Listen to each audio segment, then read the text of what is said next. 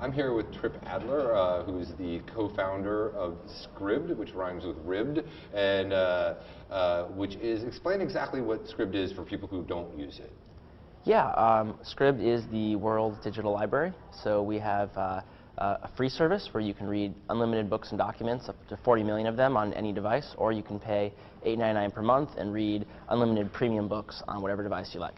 So most people probably have come across your product surfing around the web, and they got these big long documents and they've used it for free. Now this relatively new thing is I can pay $9 a month and I get access to everything.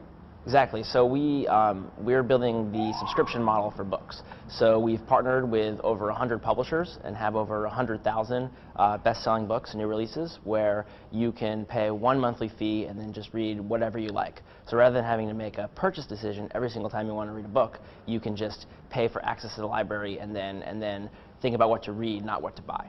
And you have a big deal with HarperCollins. Yeah, so they're one of the big publishers we've signed up, and we have the majority of their catalog.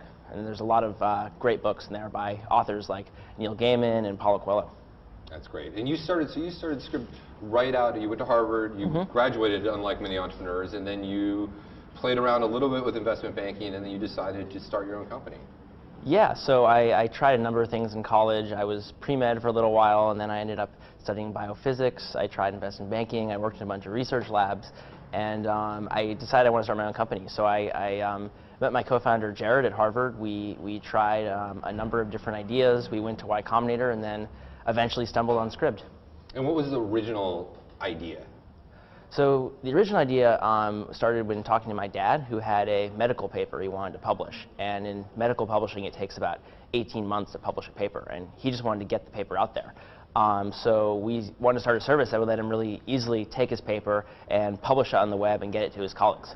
And then we started as a publishing platform, and over time we realized that the main thing our publishers wanted was more readers. So we've shifted our focus to building more of a product for readers. And how many people use your product?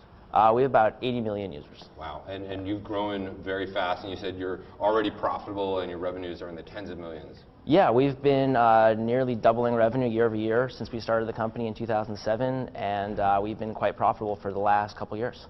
So you're no longer relying on venture funding, you're just funding it out of the profits? Exactly, yeah, no, we're quite profitable. So our challenge now is how to take our profits and reinvest them to continue to grow our revenue. So if you look into the crystal ball into the future, and it's 5 years from now, we're sitting here, what's going to be different?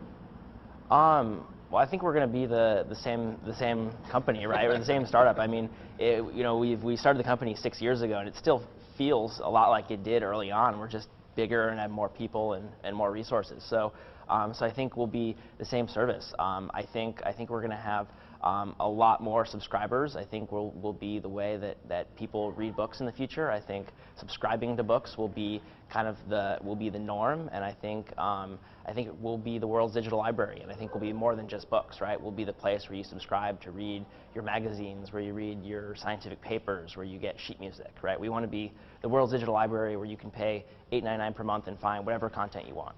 So we really only have time for one more question, but this is one that's near and dear to my heart. So you said magazines are going to be involved. Are we going to have these paper objects that we play with anymore in the future, or is that just not going to happen? Yeah, I think it'll continue to shift to digital. I don't think paper is going to completely go away. I mean, if you look at even in music, the supposedly record sales are coming back. So I think you're going to continue to see print books, but I think digital will continue to become more and more important. And I think the concept of owning digital files will become less important. Instead, it'll switch to an access model, which is what we're doing, where you pay a fee and can get access to the books rather than actually own the files. Trip, thank you so much for your time. Thank you.